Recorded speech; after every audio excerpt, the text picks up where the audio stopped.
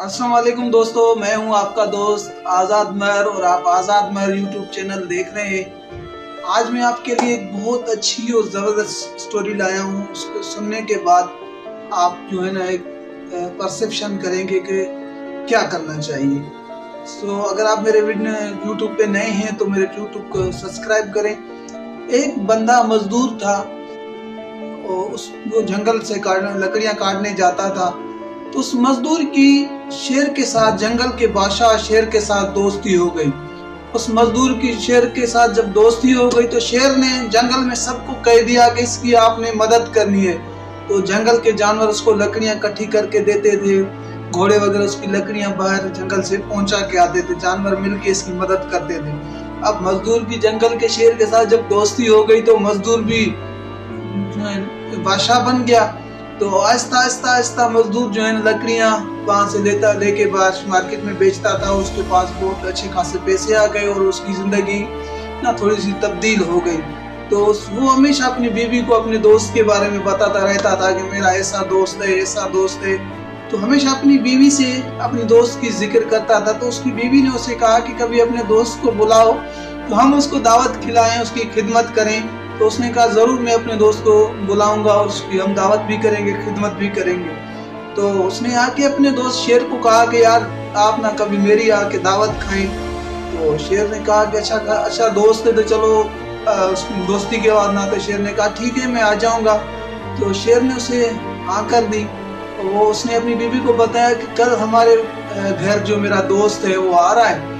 तो उसने अपनी बीवी ने उसे कहा कि मैं उसके लिए क्या पकाऊं।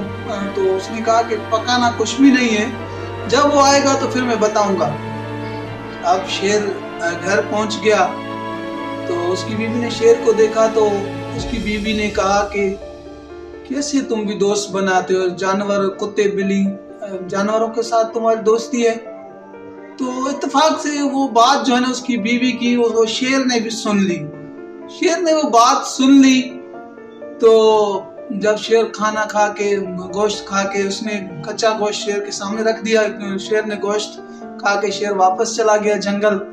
अब दूसरे दिन जब ये मजदूर लकड़ियां काटने के लिए जंगल गया तो शेर से मिला। शेर ने उसे कहा कि अब कुल्हाड़ी मेरे पास लेके आओ, मेरे पीछे से मेरे पूंछ पे कुल्हाड़ी मारो। इसने कहा नहीं यार, मैं आपका दोस्त हूँ, मैं आपको कैसे मार सकता हूँ। उसने कहा कि भाई मैं शेर हूँ, मैं अपनी बात मनवा लूंगा, इसलिए मैं आपको कह रहा हूँ कि आप मारो खुद अपनी मर्जी से।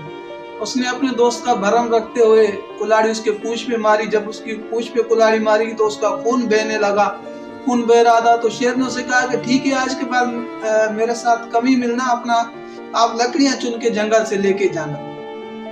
तो हुआ ऐसे कि शेर उससे कमी मिलता था, ये रोज आता था लकड़ियां चुन के जंगल से, जानवर उसकी मदद करते थे, वो लकड़ियां चुन के लेके चला जाता था। कुछ दिन के बाद फिर शेर ने कहा कि उसे कहो कि कल मुझसे मिले। जंगल के जानवरों को कहा कि मेरे दोस्त को पैगाम दो कि कल वो मुझसे मिले।